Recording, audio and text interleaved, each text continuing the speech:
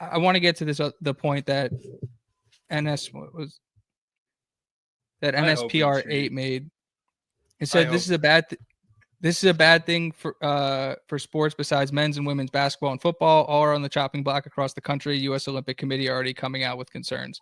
And I actually have been talking about this specific thing a lot with my dad because I think it's crazy to think that you have a revenue drawing sport. Just take football, for example, and have to pay football players and like say like a swimmer, for example, in the same way or from the same pool. I think that's crazy. I think it inevitably comes down to you're going to have to split the sports. We're going to end up, even though it's pulling teeth, like collective bargaining and calling the like football players and basketball players employees is where this is going to end up because that's a system that has proven it works. And that's really the only system that proves it works. And all this other litigation and all these lawsuits and all these new rules are essentially trying to find new ways to define what an employee is. And like it will destroy whatever model of amateurism that did or used to exist. It doesn't like, but like to avoid just like completely destroying what the Olympic side of college sports are and the non-revenue drawing sports, like I don't see any other way besides literally separating them and treating them differently. Cause at the end of the day, like they are different. I think football should be separate. When you talk about basketball, that's tricky because it's the NCAA tournament, so separating Yeah, but you can that's a little tricky. Like the FBS hasn't been a part of NCAA sports for decades now. So that split is a lot cleaner than basketball separating, just from a business standpoint, separating from the NCAA entirely. I really do just think it should be, have this. Oh man, I'm kind of going off the fly here, but have this 20.5 mil cap for those Olympic sports, including basketball, because that's also an Olympic sport. And then, you have football and keep that, the wild, wild west, NIL at the wazoo. No one cares, no regulations. I think that wouldn't be the worst thing.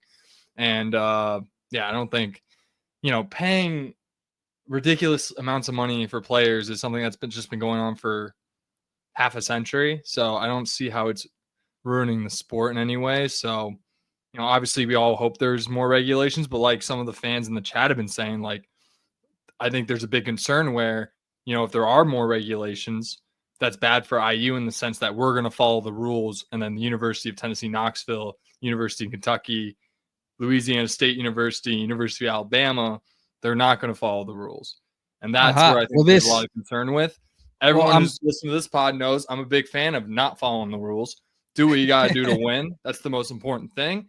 See what the punishment is. Ask for forgiveness later, not permission, And, and then it brings me back to this one thing where it's like, okay, if LSU cheats, what are they going to do to LSU? They're not going to give them the death penalty. They're not going to make it. I mean, they might, but I have your answer. A school like Indiana, not a ton of football history, could be the type of school you make an example out of if they're cheating, So it's like, I don't know, just kind of spitballing there. No. Well, let me put this in front of you because this is where I was going next. The other part of this that's happening in the background that's not getting nearly enough press and nearly enough talking about is this college sports committee, which officially named its CEO Bryan Seeley. He's from baseball, the MLB. He was in their legal department like for a really long time. I didn't do a super deep dive on Seeley, but like straight out of the Manfred cabinet. If he runs his like committee anything like Manfred did, then there really probably aren't going to be many punishments. So I'm really curious to see how that goes. But the disciplinary power in college sports is shifting away from the NCAA and towards this committee. Like you talk about the NCAA tournament, like I'm not sure how we're going to be able to split that for basketball. And I think there's a lot of like heavy lifting that needs to be done. But like I think if you talk to a lot of these power conference executives, CEO, whatever, in a back room with no recorder, like the NCAA is not in the plans for college sports in the next 10 to 15 years. Like it is proven it is not willing to be what it needs to be as a pillar of the sport. And to be honest, football doesn't need the NCAA. Basketball probably doesn't either, but to your point, the multi-level organization of the different, like it'd be a lot harder to put together, but Like I don't think the NCAA is in the future of college sports, and I don't think that means we're looking at some kind of drastic change for college sports. I just think you're just not going to call it the NCAA anymore because they're losing power. They need a restructuring, is what they like to call it in corporate America, at least. And whether you just make it two separate entities, like I said, I mean, the only hand in the cookie jar the NCAA had with Division 1A football was FBS, as opposed to FCS, where they have the NCAA playoffs for Division 1. The only hand they had in that cookie jar was eligibility rules.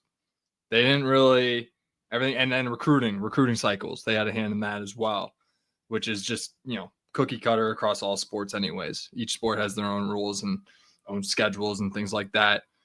So I mean, that split it just seems too easy, and I think it's important to separate football.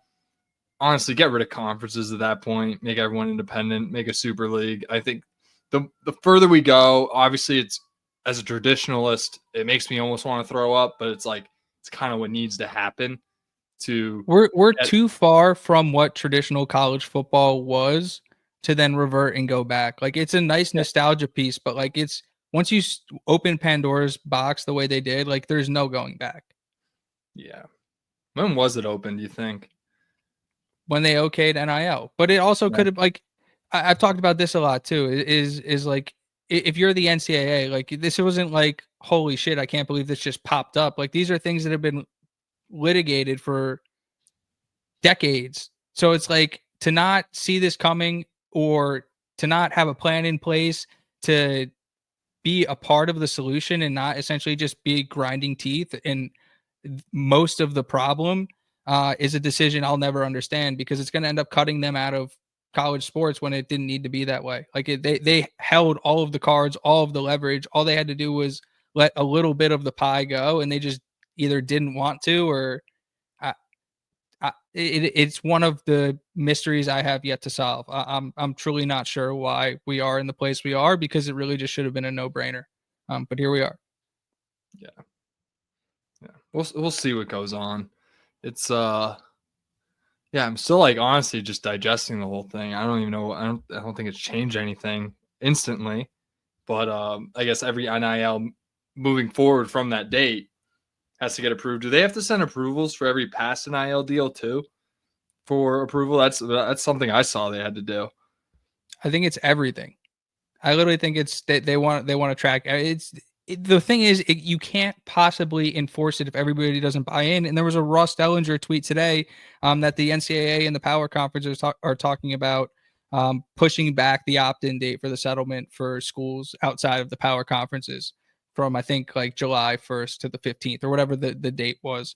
So, like, we're still having schools opt into this settlement. Yeah, it's 134 teams currently in FBS level football. Man, it's hard to regulate that. We're talking 85 kids on each team, 135. I mean, you do the math. I mean, that's thousands of NIL. I mean, assuming every kid gets some sort of NIL deal, that's multiple thousand NIL deals that they have to navigate over the course of one off season, which is not 365 days. They have to get this stuff done between signing day, which is mid-season, mid of end season, around late November, and then regulate that all the way up until kickoff the next year. They have to ensure everything's in place and make sure no funny business is going on. So, I mean, it's just a tough task, and I don't know. We'll see. Hopefully no one's slacking off at work and checking their phone and scrolling TikTok, because they gotta put their nose at the grindstone, No, seriously. There better be smoke coming out of Deloitte. I don't know. Are they going to leverage AI to get this done? Who knows? That could be a good idea. And, if hit my DMs. Anyways.